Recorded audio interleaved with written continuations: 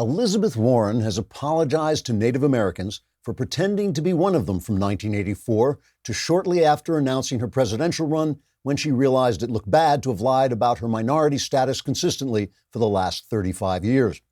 Traveling to Sioux City under the impression it was a city full of Sioux, Warren spoke before the annual Native American Conference on how to parlay American racial guilt into casino contracts. Dressed in a feathered headdress and buckskin jerkin, Warren told the gathering, quote, "My heart is sore before the eyes of the Great Spirit. In my remorse, a single tear runs down my cheek, like in that old commercial where the Indian cries about pollution. The white man has stolen our lands, burned our tents, widowed our women, and seized our very identity to wangle a job at Harvard Law School. I would take vengeance on these intruders if they were not myself, which would make the whole experience very uncomfortable. Instead, I come before you today to smoke the pipe of peace and say how, as in, how did I get away with this crap for so long?" Unquote. Dodging a hail of flaming arrows, Warren was asked about the fact she contributed recipes to the Pow Wow Chow cookbook in 1984, listed her race as American Indian on her Texas bar registration card in 1986, listed herself as a minority in the Book of American Law Schools until 1995, claimed to be a woman of color as late as 2012, and continued to claim her mother suffered anti-Indian bigotry well into 2018, when she also took a DNA test and used a tiny glitch in her almost absurdly white bloodline to claim she had a Native American ancestor in her pedigree. In response, Senator Warren said, "Oops." In an attempt to overcome an unenthusiastic audience response, Warren mounted a palomino, urged the Native Americans to join her in a campaign to regain their territories, and then rode out of the hall alone. Trigger warning, I'm Andrew Klavan, and this is The Andrew Klavan Show. I feel hunky-dunky, life is tickety-boo. Birds are winging, also singing hunky-dunky-doo. Ship-shape, tipsy-topsy, the world is zippity-zing. It's a wonderful day, hurrah, hooray! It makes me want to sing. Oh, hurrah, hooray! Oh, hooray, hurrah! You know, whenever I come in here and look around and see all the people working to make the Daily Wire what it is, I think, why didn't we use ZipRecruiter.com and make the Daily Wire something, good? But ZipRecruiter, I don't really think that, but it is true that ZipRecruiter is the way to find people to work in your business. ZipRecruiter.com sends your job to over 100 of the web's leading job boards, and they don't stop there with their powerful matching technology. ZipRecruiter scans thousands of resumes to find people with the right experience and invites them to apply to your job. As applications come in, ZipRecruiter analyzes each one and spotlights the top candidates so you never miss a great match. ZipRecruiter is so effective that 4 out of 5 of employers who post on ZipRecruiter get a quality candidate through the site within the first day. And if anybody Michael Knowles walks in, just a trapdoor opens and there's a shark tank underneath. It's like one of those Bond films. It's really cool. Right now, my listeners can try ZipRecruiter for free at this exclusive web address, ZipRecruiter.com/dailywire. That's ZipRecruiter.com/dailywire, all one word, DAILYWIRE. ZipRecruiter.com/dailywire. ZipRecruiter is the smartest way to hire. Mailbag is coming up. So enjoy your problems while you have them. They will all be solved by the end of this show. As you know, all my answers are guaranteed 100% correct and will change your life, sometimes for the better, sometimes it's just a comedy of errors. What can I tell you? Yesterday, we had such a great time last night at the Terrace Theater in Long Beach, the live event, the Daily Wire Backstage Live. If you missed it, your life will never be what it could be. It was so much fun. There must have been 3,000 people there. There really must have been. And it was like a rock concert. People were shouting and just stomping and having a great old time. I don't know if we said anything worthwhile. I personally dozed off through. No, it was really exciting, really fun. And everybody was on point. We were talking about all kinds of things, the news of the day, religion, and the way the media works, and your old friend, Uncle Donald Trump, who some of you know may be president of the United States someday. And it was really fun. If you missed it, well, I'm sure we'll do it again. So next time, make sure you get a ticket because it was really a blast. August is traditionally a slow news time. People in government, who are usually in Washington, D.C., making life worse for the rest of us, go on vacation and leave us the hell alone. Small incidents get blown out of proportion as desperate commentators looking for something to commentate about make controversies out of nothing. The smart investors who usually make the market reflective of our economic reality are all at the beach, and stocks become volatile and illogical, giving financial writers with too much time on their hands reason to speculate about recessions that may or may not happen, and so on. But the fact that news is thin on the ground can also give us a little space to reflect on the bigger picture of what's happening in the world. And one of the things I've been thinking about all summer is the still little understood effects of the tech revolution on our psyche, on our culture, and on politics. And obviously, this is a big deal. The tech revolution is as big as the industrial revolution of the 18th century, which had massive and still not entirely understood effects on work, family life, gender roles, the balance between urban and rural areas, and so much more.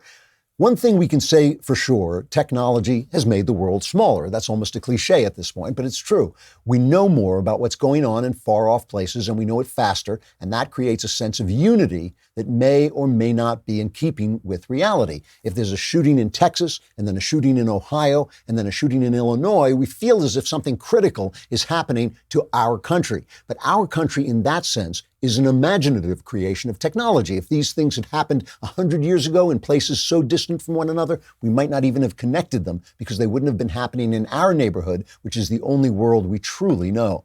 Imagination is a massively powerful thing. Imagination is an organ of perception with which we understand our inner lives and the spiritual world. And just like our other organs of perception, our eyes, our ears, our noses, our imaginations can be fooled, and our sense of reality can be distorted. You hear me rant a lot about the power of the news and entertainment media, and the reason I do that is because the new technology has given these media greater and greater power and more immediate power over our imaginations. In the last generation, movies changed the way America perceived the world and the way the world perceived America. But now movies and TV and podcasts and all this kind of media bombard us with ideas and perceptions and visions every minute of every day. And often we're not perceiving the world as it is, we're perceiving the world as the media creates it in our minds. And that changes the way we think and how we feel about what's going on. That's why every day is now a struggle to sort out the difference between what's happening and what our imaginations are being taught to think is happening. We have to see if we can figure out what's real. That is what we try to do here, and that is what we're going to try to do a little bit today. You know, I wrote a column yesterday, I guess it came out, because usually I write my columns on Friday when I'm not doing the show. But since I didn't do a show yesterday, I wrote my column yesterday, and it was about thinking about Donald Trump without sound. I was talking about the fact when you write a screenplay and you want something to happen silently, you've seen movies where there'll be a silent passage, you write MOS.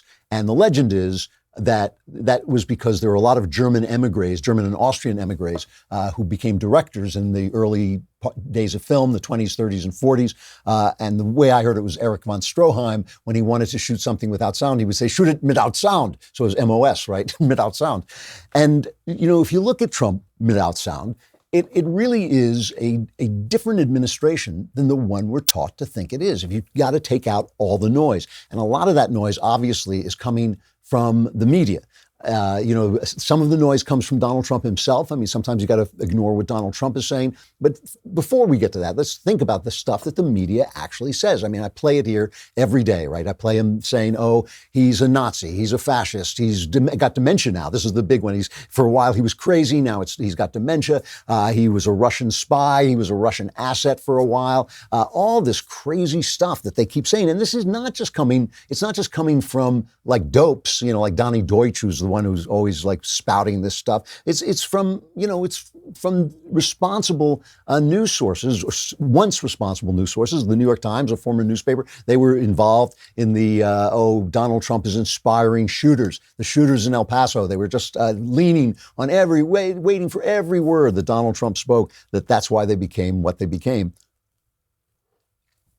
The fact that El Paso shooter was also an eco-nut, that has nothing to do with the eco-nuts telling us the world is coming to an end every minute. And the thing about this is, I always think about this. I think about this a lot, I come here and you know that I'm trying to tell you what I see. I'm trying to tell you what I see and the problems with seeing things and how I, when I'm not sure what reality is. And I'm actually trying to do that. If I came in here and tried to deceive you, I do not know how I would live with myself. I don't know how you could come in and sit in front of a camera and sit with a microphone and try and deceive the people who are watching you. But I know these people are deceiving you, and I know at some level, it's conscious. I mean, the imagination is a powerful thing, and maybe they live in their imagination. But the other day, Tom Hartman, you may not know, he may still be on RT, the Russian propaganda machine.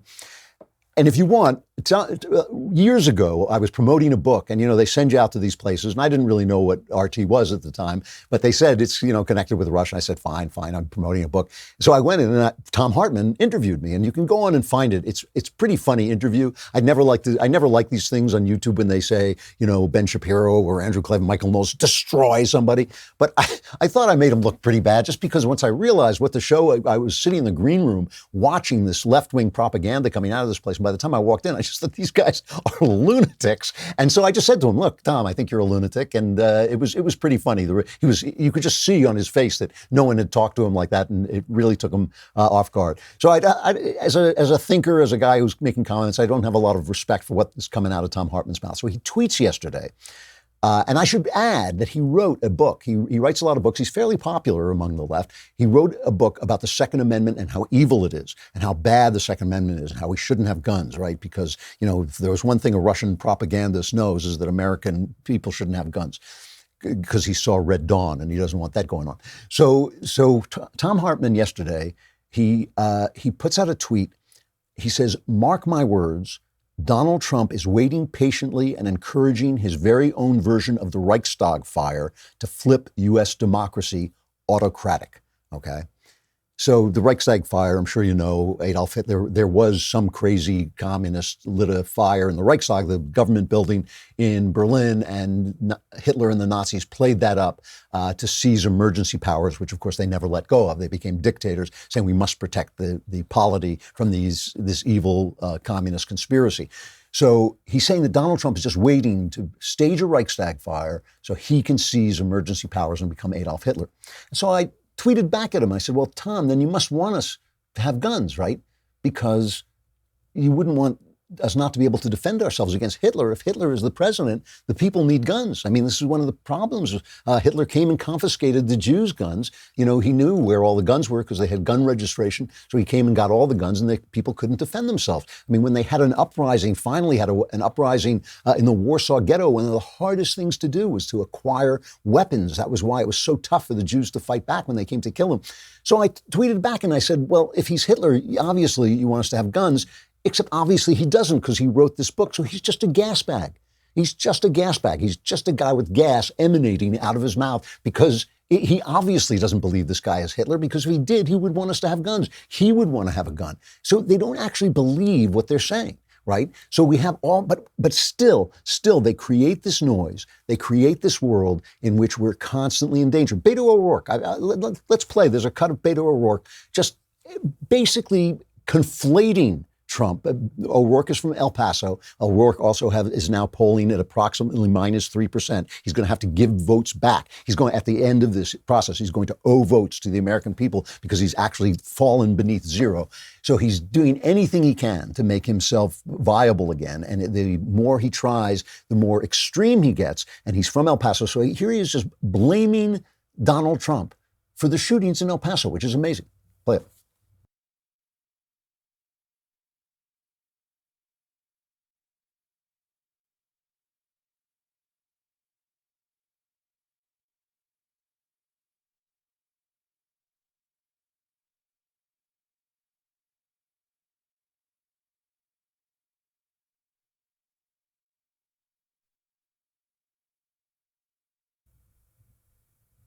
Does it not play at all?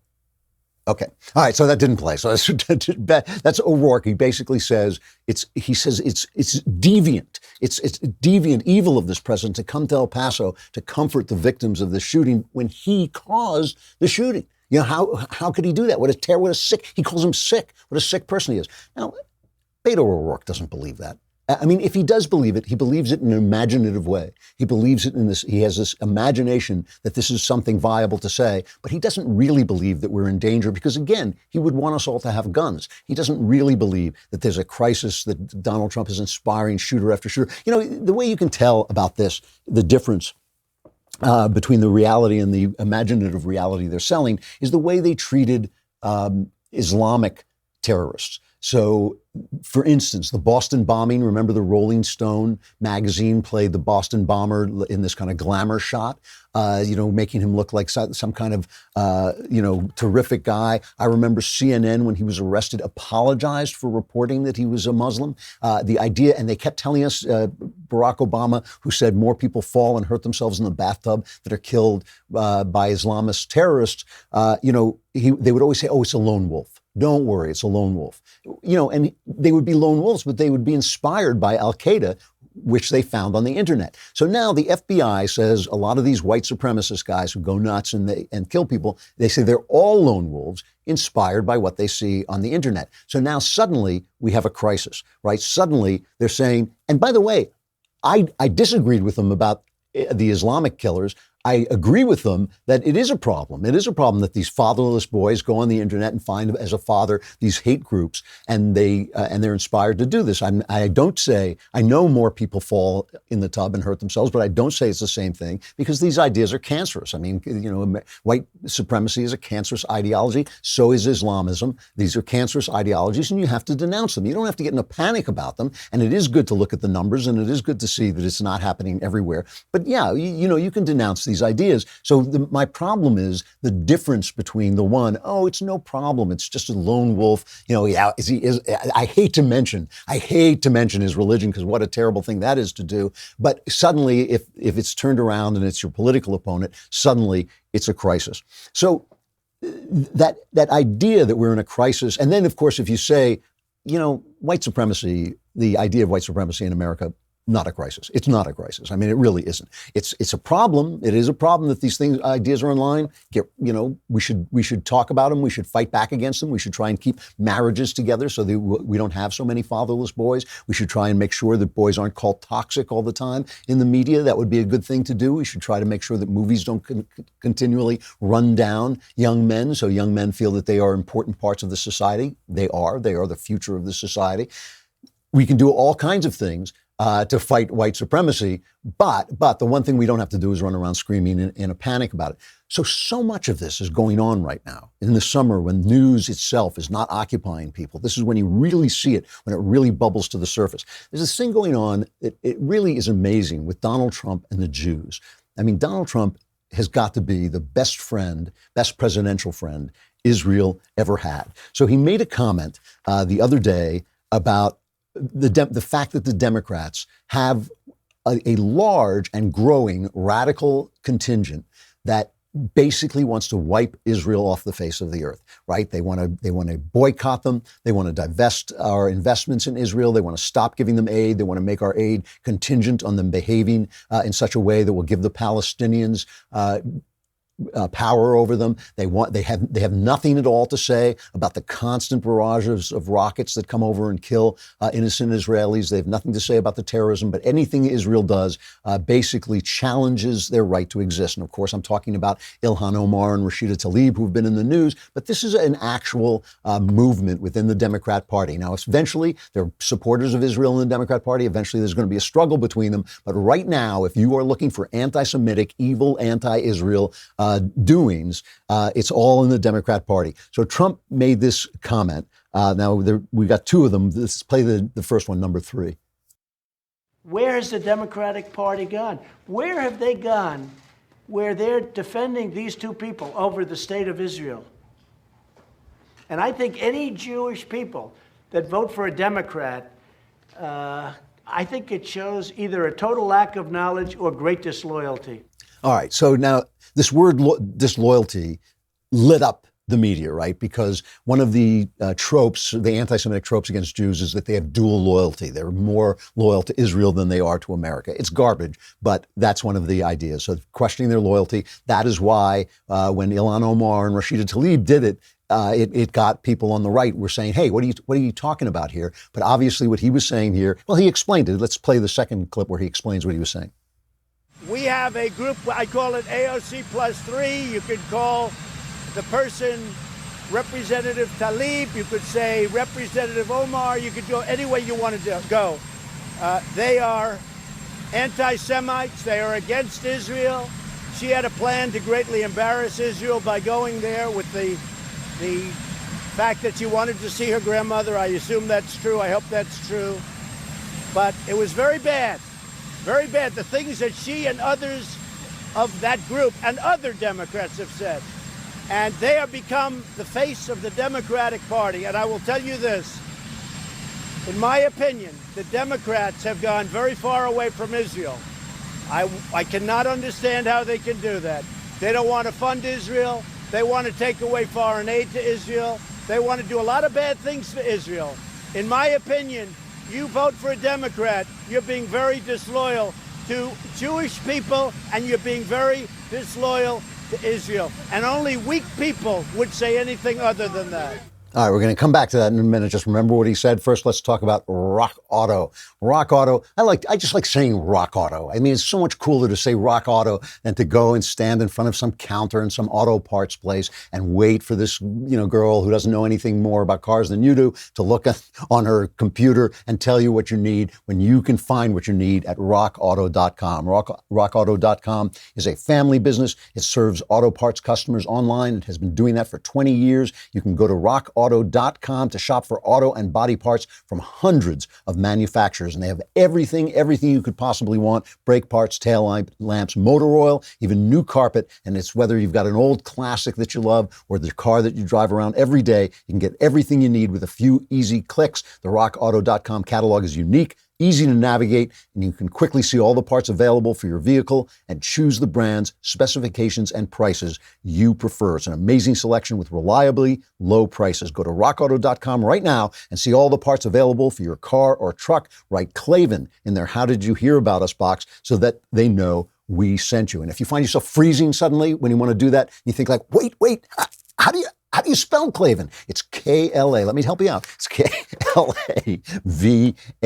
So that's President Trump. And he does this all the time. He says something that is utterly and completely true. Everything he said was utterly and completely true. But because he's a little reckless, he's not that articulate, he speaks not all, he doesn't always consider every word that he says. It's one of the things we like about him. He uses a word that lights up the media, that the media can seize on. So he used the word disloyal, which of course is not what he's saying. What he's saying is it would be stupid of Jews to support people who would the result of destroying Israel, and destroying Israel is what they want. It's not a hard thing to see. The result of destroying Israel would be millions and millions of Jews would lose their home and probably die. That would be the result. So when he uses the word disloyal, probably a bad word. I would say, yeah, that's not the word you wanted. The word you wanted was foolish or, not helping Israel, however you wanted to say it. So listen first. Let's talk first about the media reaction. Here's Joe Scarborough. He says it out loud. He talks about dual loyalty out loud. He says everything out loud. His people go out and defend him and say, oh, he doesn't mean that. And then he says it into a microphone. And then they still figure out a way to try to defend the indefensible. It's indefensible. He didn't use the exact right word to say what is exactly true. Indefensible. And again, you can criticize Trump for this, fine, but that's what happened. He just used the wrong word to say something completely true. Let's look at the Democrats selling it with everything they've got. And remember, when they sell it, it's a big sale because all the media echoes what they say. I mean, this is the problem. The media who colonizes, to use an old word by a friend of mine, Jeffrey O'Brien, wrote a book about how movies colonize our imagination. The media colonizes people's imaginations. So by echoing the Democrats, they sell the Democrat view of the world. Here's Andy Levin, congressman from Michigan. I mean, here's a person who talked about fine people on both sides when neo-Nazis were on the march in Charlottesville.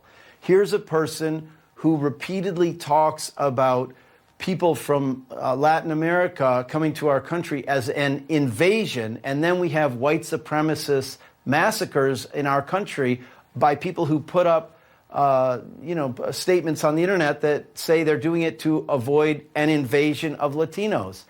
The president is at the center of a maelstrom of an increase in white supremacy and hate crimes in this country. I don't care whether he knows what he's doing or not.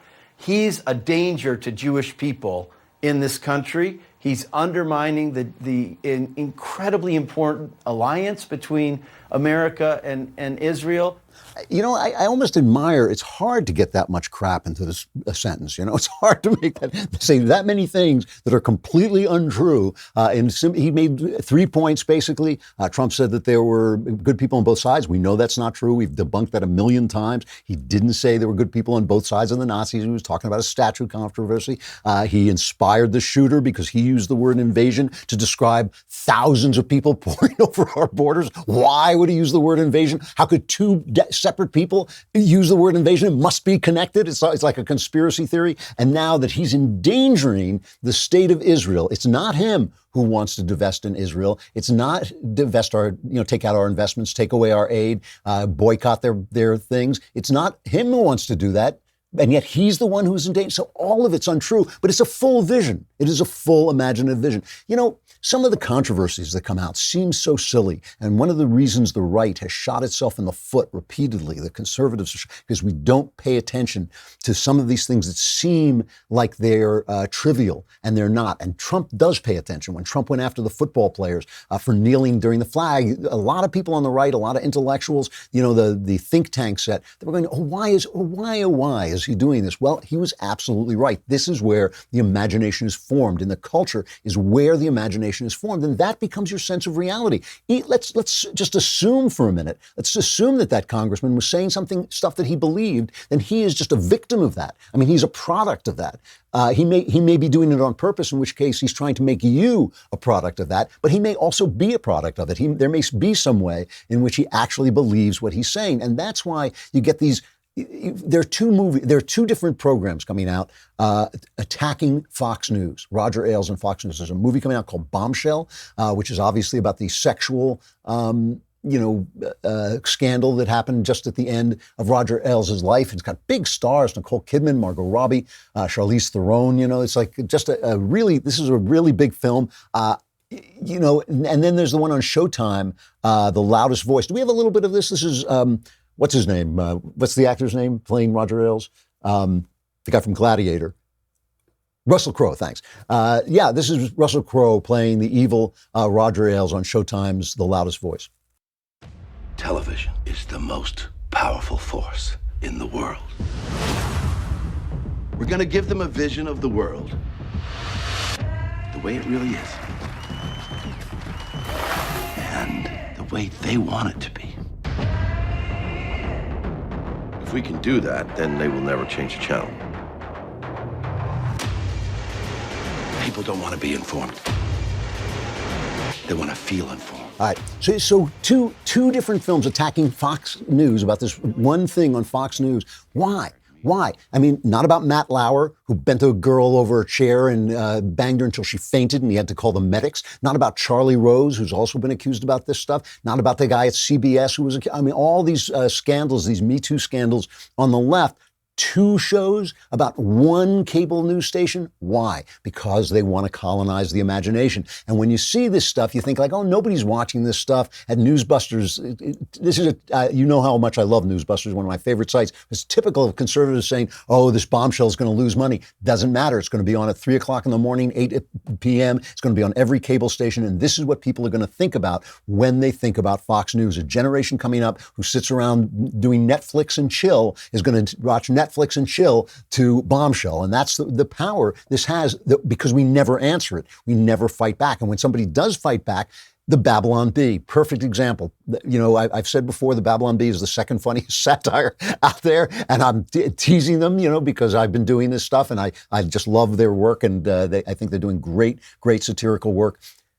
Pretty much obviously from a Christian perspective, which means they're more conservative than left, but they come after everybody. They come after Trump worship too. Kyle Mann is the guy who runs it, and he writes a piece in the Wall Street Journal today about this Snopes a supposed fact-check site, which has been fact-checking their satire, right? They published a debunking of a satirical take. Remember Georgia State Congresswoman Erica Thomas claimed that a white man in a supermarket told her to go back where you came from. And so they did one that said Georgia lawmaker claims Chick-fil-A employee told her to go back to her country, later clarifies what he actually said was, my pleasure. And Snopes knew it was a joke, but they questioned, he says, our brand of satire. The website called us junk news and a ruse. It accused us of intentionally muddying the details of a current event to fool people. So they lawyered up, Babylon Bee lawyered up, and got them to change some of the story, but they then said, well, there's a study from Ohio State that shows that people believe this satire. Well, the study itself is garbage. What they did was they read people the headlines as if they were true, and then they were surprised that people believed them. They took the humor out of them. But why? Why? Martin Luther said, the best way to drive out the devil, if he will not yield to texts of Scripture, is to jeer and flout him, for he cannot bear scorn, right? Because evil essentially makes no sense, because evil is essentially an absurdity, the devil can't be mocked. The devil doesn't want to be mocked, because once you mock people, you expose their ideas. I mean, that's in that Rules for Radicals as well. One of the greatest things you can do is scorn people. So the left has to make sure that people who are doing good satire don't get away with it. That's what Snopes is doing, and all they've done really is expose themselves as a left-wing hit site, which is what they always were. So this is a real battle. The battle for people's imaginations is important, just like the battle for their eyeballs. People talk about, we need to get eyeballs in the movie business, and in TV, they say we need to get eyeballs. What they mean is we want to shape people's perception. We want their imaginations locked in to our imaginative vision of the world. So when you feel things are panicking, when you feel, a recession is coming, when you feel, oh my gosh, Donald Trump has created chaos. Oh my gosh, so much is going wrong in our world. Shooters everywhere. Everything's falling apart. Just remember, the people who are controlling those perceptions are not your friends. They are, in fact, the enemies of the people, namely you. And the imagination is an organ of perception, and like every organ of perception, it can be fooled.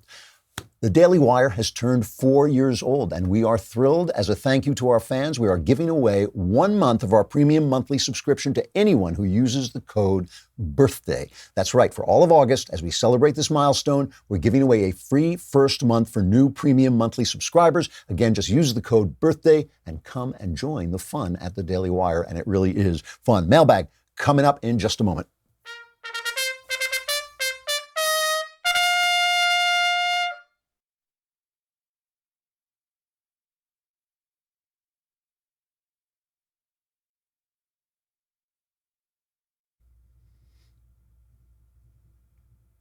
Mailbag. It was very dim and distant. Is that my ear not working? There it is. All right. Before I get to some of the letters that came in the mailbag, I want to say about one letter that came to me through my website, saying that I got it wrong when I was talking about the Proud Boys, and I kind of conflated them with white supremacists. They are openly not a white supremacist group. They say they are an all-male, no girls allowed in the Proud Boys Club, and they invite everybody who loves America, whether you're gay or straight, whether you're black or white, they don't care. So it's not a white supremacist group. I do have problems. I like Gavin McInnes, who is one of the founders, a lot, but I have problems with the fact that I feel they go out and start trouble. And just because you say you're something doesn't mean you are. Antifa says it's anti-fascist, but it's fascist. But they're not white supremacists. They are patriotic, and I think that they should maybe take it a little easy going around looking to start trouble, just as I think Antifa is a violent organization. I don't support that at all, but I should not have called them white supremacists. They're not. From Joe, a supreme overlord of satire. Last week in the mailbag, when discussing what it means to be a man, you stated the good man acts in private as he appears in public. I was talking about integrity. I believe the principle of integrity is essential to manhood. So I thank you for your wisdom. My question is, in your opinion, does integrity exist solely in the present, or does each break from integrity contribute to its irreversible deterioration? I know several young men, including myself, who look back on their younger selves and cringe. I will join that group, by the way. I know exactly what you're talking about. I know that I personally have in the past lived a very different and far more sinfully indulgent life in private than I seem to be in public, and at times I struggle with reconciling that past way of life with my present transparency. Is integrity salvageable once lost? And if so, to what point? Thank you for answering and for your wisdom, O Elis Oracle. Listen, I join you. I did things in my youth that I'm thoroughly, thoroughly ashamed of. I think most people have. And I was particularly out of my mind for a period of time. And so it was even worse. But look, you only have the present to work with. That is basically the message of Jesus. You are forgiven. You are forgiven. You are off the hook. Now you have to go forward. Guilt has a purpose. Guilt is like a red light flashing in an airplane. If you're flying a plane and a red light goes on, you got to fix what that red light is telling you is wrong. Once you fix it, you don't have to worry about it anymore. You just go forward and keep an eye on it as you go ahead. You only have the present to work with. Listen, there are things you can do that there's no way to make good. Murder is one of them. Rape is one of them. And sometimes you got to go and pay for those things. If you've got your mother buried in your backyard, you got to dig her up. But for most of the things that we have done, and you got to dig her up and go to the police and take your punishment. But for most of the things that we've done, there's no way to fix them. And what you have to do is you have to look yourself in the mirror, say, this is what I did, and then go on. Part of having integrity is doing that. Part of having integrity is doing that. And so you have to walk this very careful line between not paying attention to your guilt. The two ways that people damn themselves is, one is they rewrite the world. So they say, I didn't do anything wrong. No, it wasn't wrong. And I'll prove it. I'll do something even worse. That abortion wasn't wrong. I'll have two more. I'll show you. And I'll go out and shout my abortion. Once you do that, you're damned. You're going down a path where you have to keep making things worse and worse to keep from facing the shame. And the other thing they do is, having faced the shame and having gotten rid of the behavior and gone forward, they wallow in the shame. And that's why they call Satan the accuser. He keeps accusing you in your mind. It takes a lot of self-discipline not to do that. Yes, you can have integrity if you've done bad things in the past. Part of that integrity is admitting that you've done them and moving on in a way that shows that you have left that behind. One of the things that's so bad about our culture is they try to get apologies out of people as a political maneuver, and then when the person apologizes, they don't forgive them. That's not the way it works. When you are done, when you've stood before God and said, I was wrong, God says, got it. Now go forward and sin no more. That's the way it is. You only have the present to work with. And so if you waste the present wallowing in your past, you're losing the chance to become a man of integrity. Face it and move on. From Alec. Dear Klavan, the witty and wise, worthy of wonder, what is your take on the effect of video games, especially violent ones, on the human brain? I'm a fan of Matt Walsh, and I know his opinion on it. He does not enjoy video games, and his point is that we must be objective about them, even if we do like them. This is a logical position. I enjoy lots of different kinds of games, including violent ones. As someone who enjoys video games yourself, what's your opinion on that? My opinion is that the problem with video games is not video games. It is the situation of the people playing them. First, so many of these studies, you can even read them. They'll say, like, after 10 hours of playing violent video games, people become violent. Well, after 10 hours of eating carrots, you become violent. I mean, you can't do anything for 10 hours. You want to control how much time you spend playing video games. You don't want to immerse yourself in them for hours and hours on end. It doesn't even feel good to do that. So you should limit the amount of time you do anything. Except read maybe, but even reading, you want to get out and get exercise and do things like that. So like, you don't want to play the video games forever. But so much of the bad things that happen with video games happen because parents aren't involved, and especially fathers. If you play video games with your dad, it's not going to be the same experience if your parents are paying attention to what video games you play. And of course, the younger you are, the more of a child you are, the less you want to feed things into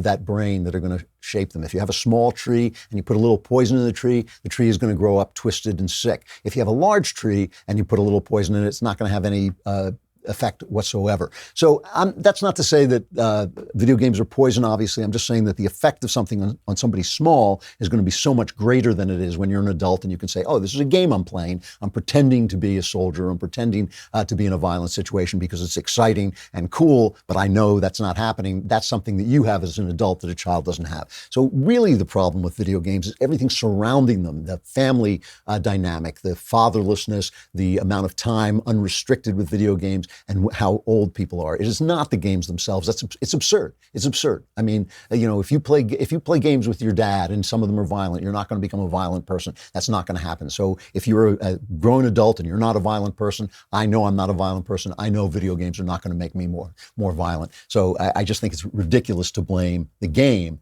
and not the greater situation. Michael, dear Slayer of Ease, I am in a committed relationship with my girlfriend. I have a full intention to marry her. We agree on politics. She has two brothers that are militant leftists. They have called me white supremacist for supporting Trump, as well as a trans hater for believing in biology. When I'm around them, I bite my tongue out of respect for my relationship with my girlfriend. They've on several occasions started arguments on Facebook. I do on occasion post conservative posts, mostly comical ones, and they've used these as a mean to insult me and my beliefs. I want to marry my girlfriend, whom I deeply love, but there's this shadow lingering over us of her brothers. How should I handle the situation? Do I continue to simply ignore their taunts or defend my beliefs? Thank you for your wisdom. No, you don't ignore them. They're bullying you. See, that's you can't do that. You can't let them bully you. And they're insulting you. They're calling you names. And you don't have to start a fight. That's not the point. But you do have to stand up for yourself and let them know that this is not going to play. What I would do in this situation is first I talk to my girlfriend. I would say, look, I love you. This has nothing to do with you, but your brothers are being bullying and they're being obnoxious, and I'm going to have a conversation with them about them, and I'm going to block them on social media. Don't have them on your Facebook page. I don't really do a lot of Facebook, but I'm sure there's some way to not have them come on and not be on your feed. Why have them on? Sit down with them, however you communicate with them, and say, look, guys, I love you, and I'm going to marry your sister. Here's the thing. I'm going to marry your sister. I'm going to be part of your family. You're really out of line. And say it in the most friendly way. You're just out of line. You can't be calling me a white supremacist. That's not what I am. We have differing political opinions. Family and politics sometimes don't mix. So maybe we shouldn't talk about this stuff. I mean, if you want to have a civilized conversation about it, anytime. I'm not changing my opinions for you. I'm not going to have you calling me white supremacist. If you're going to do that, just don't talk to me. If you can't be civilized, don't talk to me. Say it as politely as you can. Tell your girlfriend you're going to do it.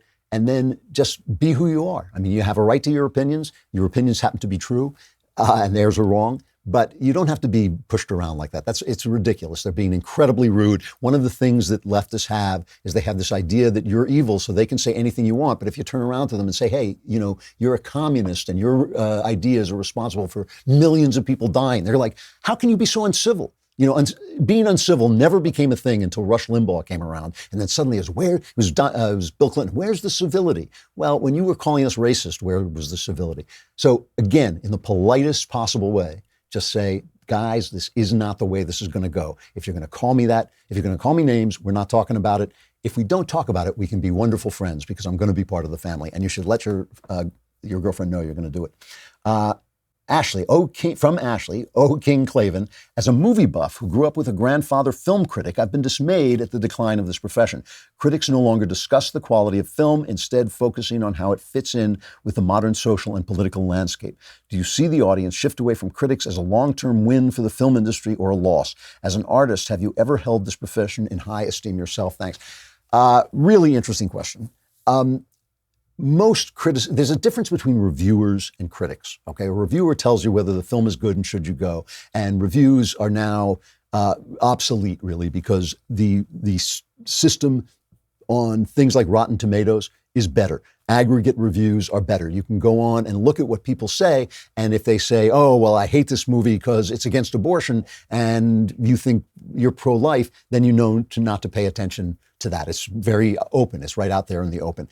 I can usually tell by reading Rotten Tomatoes whether I'm going to like a film or not because of the aggregate of reviews, and they tell me what they don't like, and I can sort of say, yeah, that's not going to bother me. That is going to bother me, and that's the way I find good movies. It really works. So individual reviewers have lost a lot of power.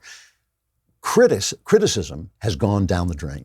Criticism has gone down the drain because of what they call theory, and there's all kinds of theory. There's queer theory, and there's black theory, and there's female theory, feminist theory. And the problem about all this stuff is it imposes a template on top of the work of art and prevents the artist from speaking. criticism that tries to help you understand what the artist was trying to say and what he might have said without meaning to is incredibly useful and can even become almost an art form. So when that happens, it's still a wonderful thing. It happens very rarely because of left-wing theory and because the right does not cultivate criticism. What the right does is it sends some political reporter out to, oh, I enjoy the movies, so I'm going to go to see the movies. But the guy doesn't really know about the history of movies, hasn't really studied movies, and so he doesn't know what he's talking about.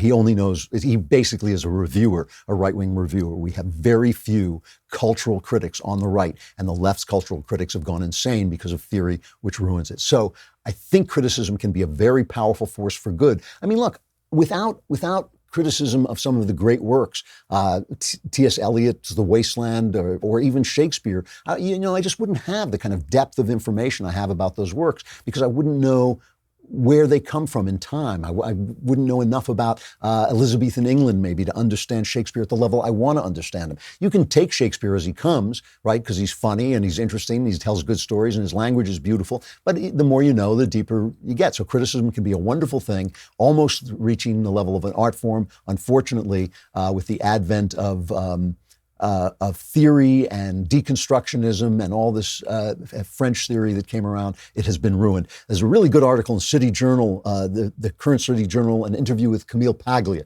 who talks about this very intelligently. So anyway, there's still, I'm sure, good criticism around, but you got to look for it. One good place to find it is if you get the Claremont Review of Books, they have a lot of ads for books of criticism, and some of those are excellent criticism. From Daniel, dear Andrew Klavan, I want to thank you and the rest of the Daily Wire crew for educating me on politics and helping expand my level of thought.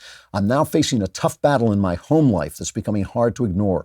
My older brother has been blowing off schoolwork, posting concerning things on social media, cutting off friend groups, and spending the majority of his days in bed. I believe a lot of this has to do with his self-worth issues. There's tons of evidence of him being a closeted bisexual or homosexual. Whenever the topic of gays is brought up, he immediately talks about how they should all die a horrible death and burn in hell, reflecting what he thinks of himself. This is greatly affecting my parents, making my mother anxious and my father very prone to anger.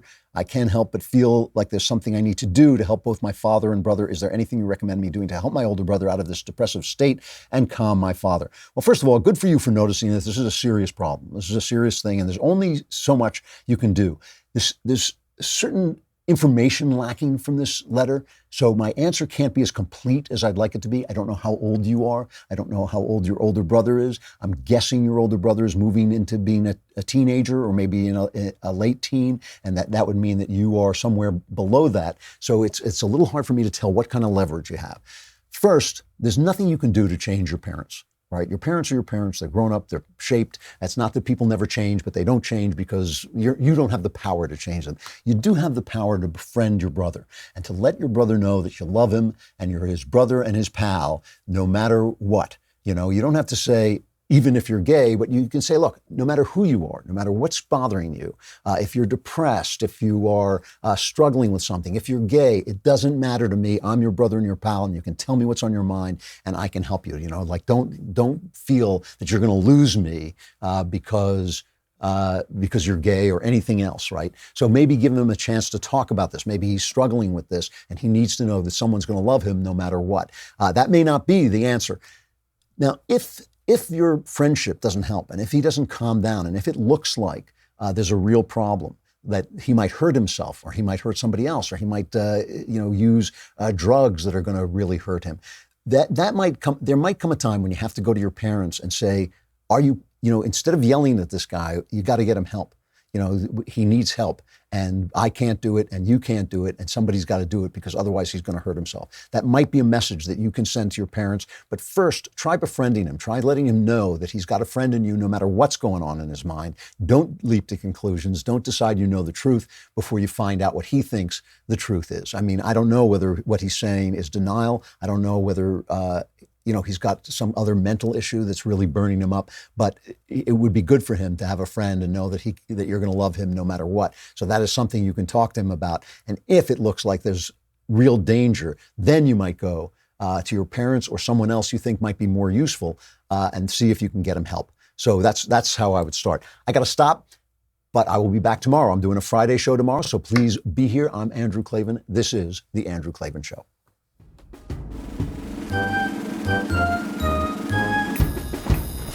Oh, hooray, hurrah. The Andrew Klavan Show is produced by Austin Stevens and directed by Mike Joyner. Executive producer, Jeremy Boring. Senior producer, Jonathan Hay. And our supervising producers are Mathis Glover and Robert Sterling. Edited by Adam Sayevitz. Audio is mixed by Mike Cormina. Hair and makeup is by Jesua Alvera. Animations are by Cynthia Angulo. And our production assistant is Nick Sheehan. The Andrew Klavan Show is a Daily Wire production. Copyright Daily Wire 2019. If you prefer facts over feelings, if you aren't offended by the brutal truth, if you can still laugh at the nuttiness filling our national news cycle, well, tune on in to The Ben Shapiro Show, where you'll get a whole lot of that and much more. We'll see you there.